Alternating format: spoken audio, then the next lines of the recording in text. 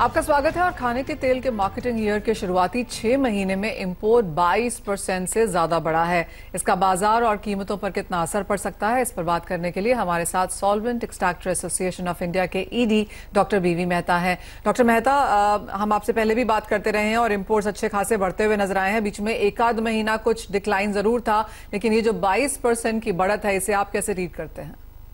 पहले तो एक समझ में नहीं आ रहा था कि अपने यहाँ अच्छे सोयाबीन का क्रॉप था, रेपसीड क्रॉप था और अपनी फुल क्रशिंग सीजन थी। वो क्रशिंग सीजन में अगर इतना इंपोर्ट हो आ रहा है वो एक सरप्राइजिंग है। नॉर्मली ऑफ सीजन जब ये रहता है अप्रैल टू अक्टूबर में ज्यादा इंपोर्ट होता था और नवंबर टू अप्रैल में कम होता था। The first time we are seeing variation के भी आज सीजन के अंदर 22% बढ़ोतरी हो गई।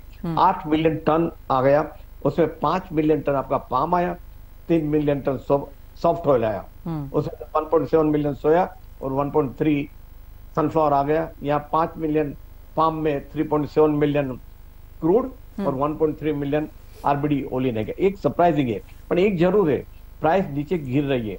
इवन एक वीक में भी अगर एक महीने में भी देखें तो पाम में कम से कम $80-90 कम हो गए जी, सोया में और सनफ्लावर में भी $25 से $30 और। तो डॉक्टर मेहता, आप कहेंगे कि प्राइस डिक्लाइन और जिस तरह का ड्यूटी स्ट्रक्चर है उसकी वजह से हमने इतना इंपोर्ट आते हुए देखा है?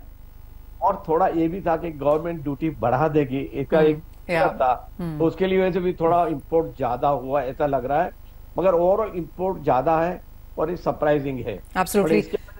उसका मतलब यही कि अपना कंजम्पशन, यहाँ स्टॉक भी काफी है। 3.4 मिलियन टन का स्टॉक पड़ा है।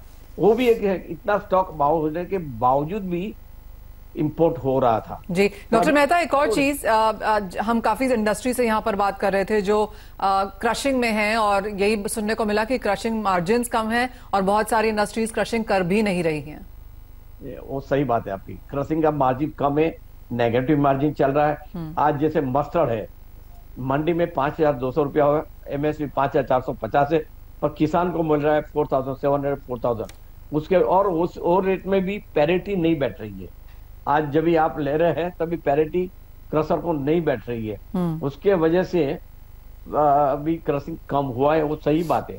सोयाबीन में भी वही नजारा दिख रहा है कि जितना क्रशिंग होना चाहिए इतना नहीं है। तो उसका मतलब और भी है कि आपकी सीजन लंबी चलेगी। क्रशिंग सीजन जो पहले 4 या 5 महीने में 70% क्रश हो जाता था, हो सकता है कि 70% 60 या 55% ही क्रश हो, और आपकी 4 महीने की सीजन की जो 6, 7, 8 महीने तक आपको सीड मिलता रहे, वो भी है।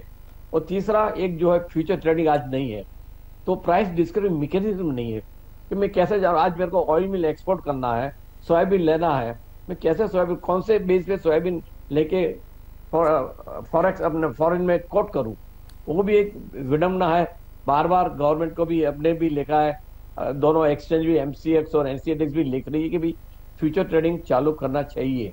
अनफॉर्चुनेटली गवर्नमेंट का जो भी रीजन है अब तक वो खुला नहीं है। जहां खाने के तेलों में गिरावट देखने को मिली है, वहीं दालों के भाव यहां पर लगातार बढ़ते हुए नजर आए हैं। अगर आप तुअर के प्राइसेस देखें तो ये 100 के ऊपर हैं। उड़द में भी अच्छी खासी बढ़त देखने को मिली है। हमारे साथ जहां तक खाने के तेलों की बात है, बहुत तेजी की वहां पर उम्मीद नहीं है। और दालों के बारे में ऑफकोर्स, जैसे यहाँ पर सुनील जी ने कहा कि अंतर्राष्ट्रीय बाजारों पर बहुत डिपेंडेंसी होती हुई नजर आ रही है।